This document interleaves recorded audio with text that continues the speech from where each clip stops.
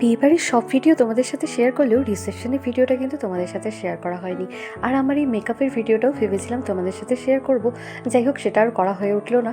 তো এই যে আজকের আমার মেকআপ করে দিয়েছে আমার বোন, তো এবার শুধু আমি তার সাথে এই হালকা কয়েকটা গয়না পরে নিই, একদম তৈরি হয়ে গেলাম। তো বিয়েবাড়ি যাওয়ার জন্য আমি তৈরি, আর দেখা হচ্ছে তোমাদের সাথে একদম আগের দিন। যেহেতু বিয়েতে একটু দেরিতেই পৌঁছেছিলাম, তো আজ আগেই ভেবে রেখেছিলাম রিসেপশনে একটু তাড়াতাড়ি যাব। তো এই যে আমরা সব বান্ধবীরা চলে এসেছি, আর ম্যান্ডেটরি কয়েকটা ফটো তুলে নিয়েছি, আর নতুন বরকনেকে তোমাদের একবার দেখিয়ে দিলাম। তো এখন আমরা নতুন বউয়ের সাথে কিছু ফটো তুলে নিলাম। আর জানো তো, আজ আমরা সব বান্ধবীরা কোনো প্ল্যানিং ছাড়াই একই রকমের শাড়ি পরে সেজেছি। তো আমাদের সবাইকে কেমন লাগছে কমেন্টে কিন্তু জানিও।